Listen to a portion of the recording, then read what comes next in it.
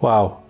So tell me a little bit about, like, okay, so you went through training to become an electrician. Yes. And to get certified to be an electrician. Yes. And that was not easy.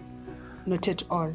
Not only not easy because it's dominated by men, yes, but it's difficult learning. Is that what you're saying? It was difficult for those reasons also. Yes, but not everyone did not pay attention to us. There are some people who compliment us as women who are doing these kind of jobs. There are some opportunities that are specifically for women for who are in this industry. So, always where there is a negative, there is also a positive.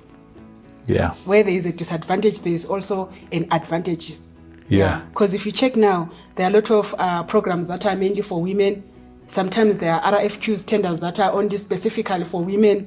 So that also is also helping us to stand in the society and compete with these men.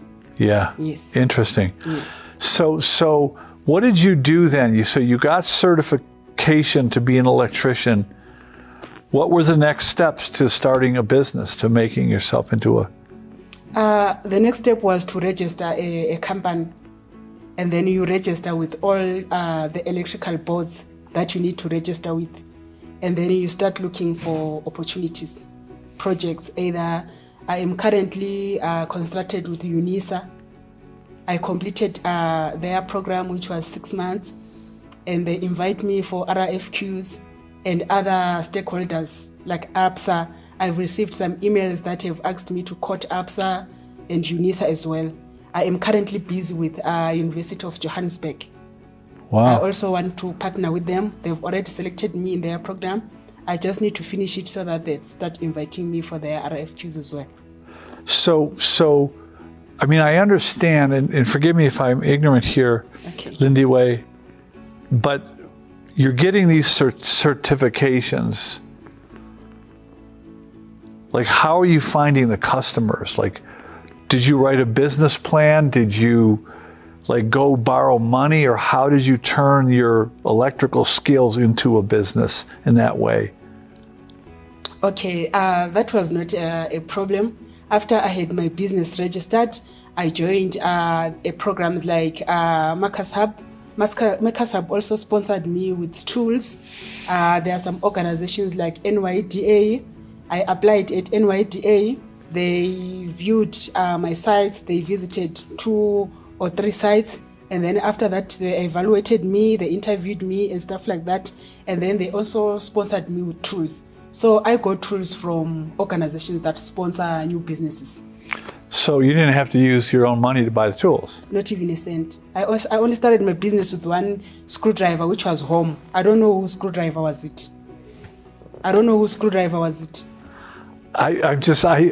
You guys getting this? Right? You didn't use one penny of your own money. You had your own screwdriver, that was it. Yeah, I only had one screwdriver, one pliers, that was home. I think it's a home tools, everybody uses it. So those small projects that I was doing for myself, usually I just need a screwdriver. If you have a flat screwdriver, you are safe, because a safe screwdriver can open something that is meant for a star screwdriver. You understand? So you kill 2 birds with one stone. Just one flat screwdriver is enough for me to do a lot of things.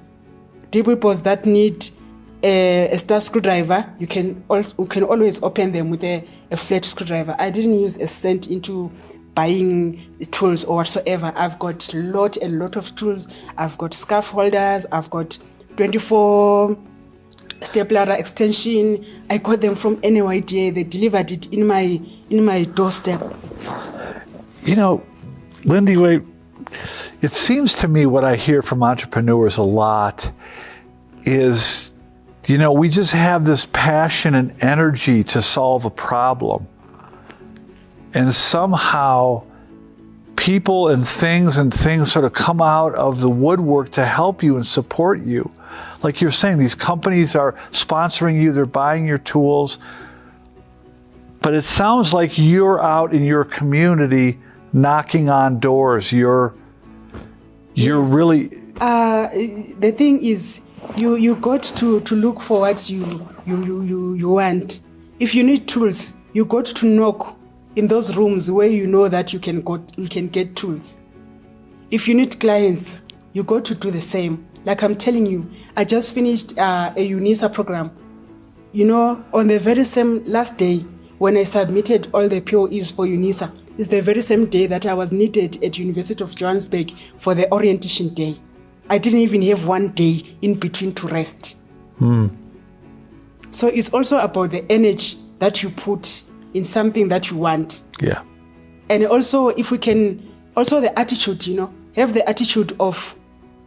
positive attitude, have a positive mind that I need this, I will get it. And then you start looking for information. Where do I get this?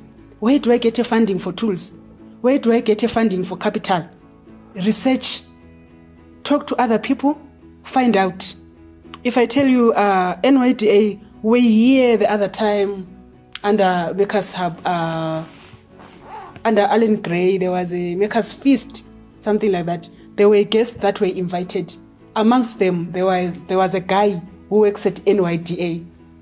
After he presented what they do in their company, the moment he got out of stage, I was pulling his shirt like this, and I said, "Tell me all about it. I've placed my application, and it's been this long now. So how do I go about it? Because I need to know if they got it. I need to know if they are going to sponsor me. I need to know." And he gave me tips. He said, "You need to follow up." So the other thing is, when we apply in these places, you don't just keep quiet and say, "I will wait for their response." You need to follow up. You need to check them, how far my application is. Yeah. If they tell you that you didn't make it, you need to find out, okay, I didn't make it. Yes, I understand. What was wrong? Next time when I see your post, what should I do? So that at least I can be taken as well. Find out. Do not be lazy.